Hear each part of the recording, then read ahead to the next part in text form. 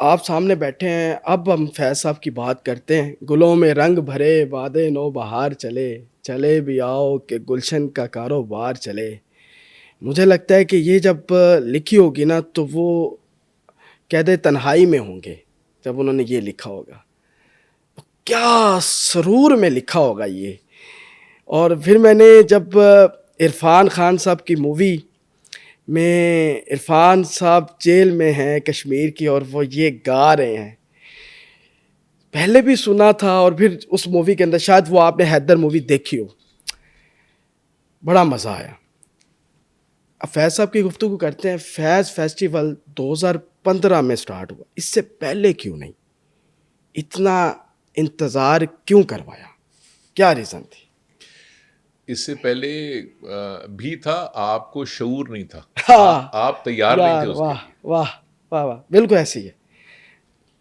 1985 سے فیض میلہ اس کو ہم کہا کرتے تھے، فیض میلہ ہوتا تھا، بہت سال ہوتا رہا وہ اوپن تھیٹر میں.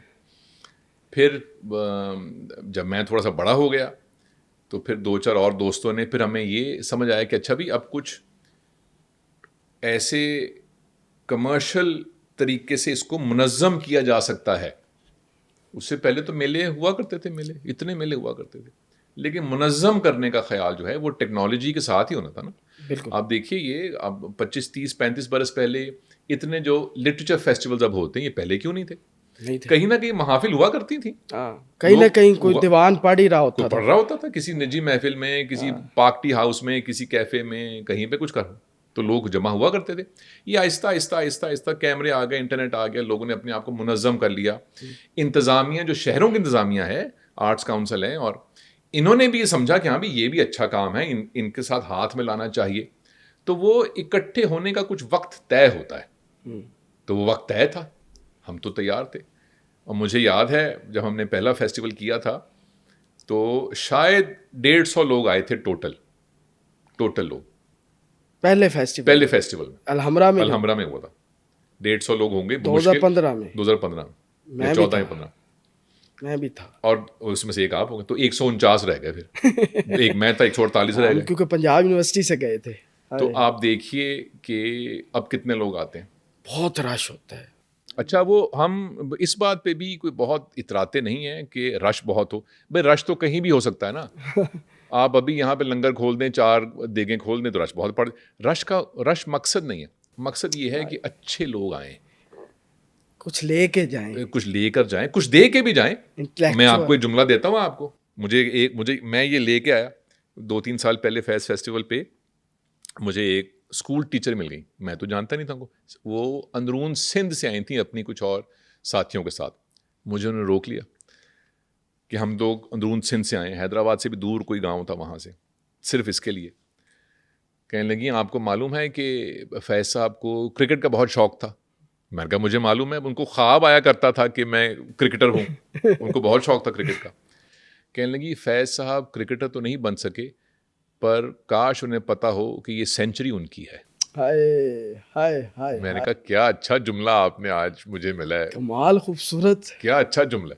تو لوگ کچھ لے کر جاتے ہیں، دے کر بھی تو جاتے ہیں لوگ، بہت کچھ دے کے بھی جاتے ہیں. تو یہ سینچری ان کی. ویسے اگر آج فیض صاحب ہوتے، گھر میں ہوتے یا اپنی فیوریٹ جگہ پہ ہوتے؟ گھر میں تو ہونا مشکل تھا، گھر میں ہونا مشکل، گھر سے باہر ہوتے. کہاں ہوتے، کس کے اندر ہوتے وہ مجھے نہیں پتا، یا جلا وطن ہوتے یا جیل میں ہوتے غالباً، پر گھر میں ہونا ان کا بہت مشکل تھا. وہ اس لیے، اس کی وجہ یہ ہے کہ میرا یہ خیال تھا کچھ عرصے پہلے تک کہ ہم اب وہ رکاوٹیں دور کر چکے ہیں کہ جہاں پہ تنقید کرنے کی سزا قید و بند ہے. میرے خیال تھا ہم گزر چکے ہیں اس سے بالکل، لیکن ایک دم سے واپس پہنچ گئے.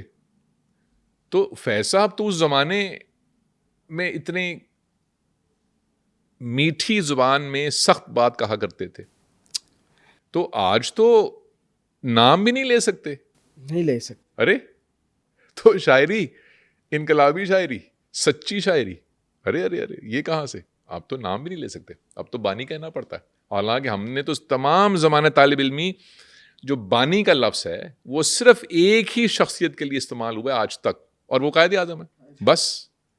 تو اب تو ہم نام بھی نہیں لے سکتے, اور ہمارا تو کوئی سیاسی تعلق کسی سے نہیں ہے. تو جب یہ ہو گیا تو پھر فیض صاحب کی جگہ تو پھر گھر میں تو نہ ہوتی. پھر اے خاک نشینوں اٹھ بیٹھو, وہ وقت قریب آ پہنچا ہے. یہ جب لکھا تھا تو کیا لگتا ہے اس کے بعد کیا ہوا ہوگا؟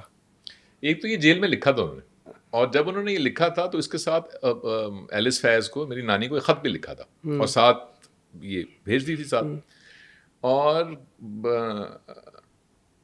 لکھا یہ تھا ساتھ کہ بھائی کوئی بہت اچھی تو نہیں لکھی ہم نے, بس سیاسی نعرے بازی ہے. تو وہ اس خاص طور سے اس شاعری کی بہت عزت نہیں کرتے تھے, لیکن وہی ایک چیز عطا ہوئی, لکھ دی انہوں نے.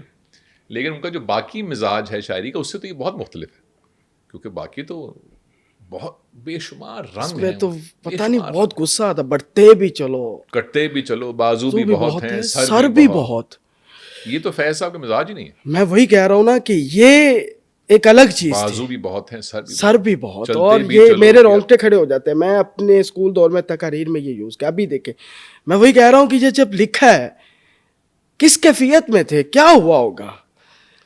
میں آپ کو ایک بات سنا دیتا ہوں. میں تو جیل نہیں گیا, ویسے مجھے ہلکی ہلکی سی ایک برگر طرح کی خواہش ہے کہ ذرا سے جیل ایک دن جانا چاہیے. ویسے چلے جاتے گھومنے, وہ میں گھمایا ہوں. اچھا, اب وہ میں گھوم کے آ گیا ہوں. تو 10-12 سال پہلے کی بات ہے, ایک سیاسی جماعت جس کا نام میں نہیں لینا چاہتا, پتہ یہ سب کو, اس کے ایک قداور لیڈر تھے جنہوں نے پھر 5-7 سال پہلے سیاست چھوڑ دی. ان کی صحت بھی ٹھیک نہیں تھی, اور جب بھی وہ اسٹیج پہ جاتے تھے کسی جلسے میں تو بہت اونچی آواز میں لوگ ان کی تعریف میں نعرے لگاتے تھے, باغی.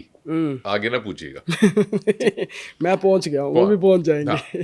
تو وہ مجھے ایک دفعہ, میں جب ان کو پہلی بار ملا تو کسی نے میرا تعارف ان سے ایک کرایا کہ یہ فیض صاحب کے نواسے ہیں. تو وہ گزرتے گزرتے انہیں الیکس لے کر کے یوں چلے گئے, رک گئے اور مڑ کے پھر واپس آئے. اور مڑ کے انہوں نے مجھ سے کہا کہ آپ کبھی جیل گئے؟ تو میں ذرا, پرانی بات ہے 10-12-15 سال پہلے کی, میں ذرا تھوڑا شوق, میں کہا نہیں ابھی تو نہیں ہے لیکن شوق ہے. کہنے لگے جیل میں انسان کا کوئی دوست نہیں ہوتا, جیل میں انسان کا صرف ایک دوست ہوتا ہے, فیض. ایسے اور یہ کہہ کے چلے گئے. تو انہوں نے تو کافی سال جیل کاٹی تھی. تو یہ بات ایک دم نقش ہو گئی میرے ذہن کے اوپر. تو وہ جو آپ نے ذکر کیا حیدر فلم کا, یا ویسے بھی, تو وہ خیر میرا تو تعصب ہے فیض صاحب کے حق میں بہت ہی زیادہ. تو میں جب بنتا بھی ہے, ہمارا بھی ہے. اب ہمارے تو فیملی ٹرمز نہیں ہے لیکن ہمارا ہے. اور جب یونیورسٹی لائف میں اور فیض صاحب کو بڑی گرومنگ ہوئی ہے. اس پہ شعر سن لیں ایک ترمس ہے بھائی کا, چلتے چلتے وہ بھی آخر بھیڑ میں گم ہو گیا, وہ جو ہر صورت میں آتا تھا نظر سب سے الگ. سب سے الگ. تو آپ نے بھیڑ میں گم نہیں ہونا, نہیں وہ ایسے آپ نے سب سے الگ رہنا ہے.